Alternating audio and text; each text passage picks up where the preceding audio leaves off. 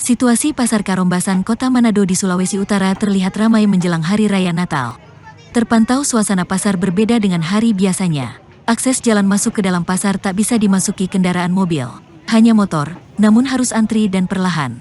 Para pedagang sudah meletakkan lapak jual di jalan masuk. Namun begitu masyarakat yang datang berkunjung di Pasar Karombasan sangat banyak.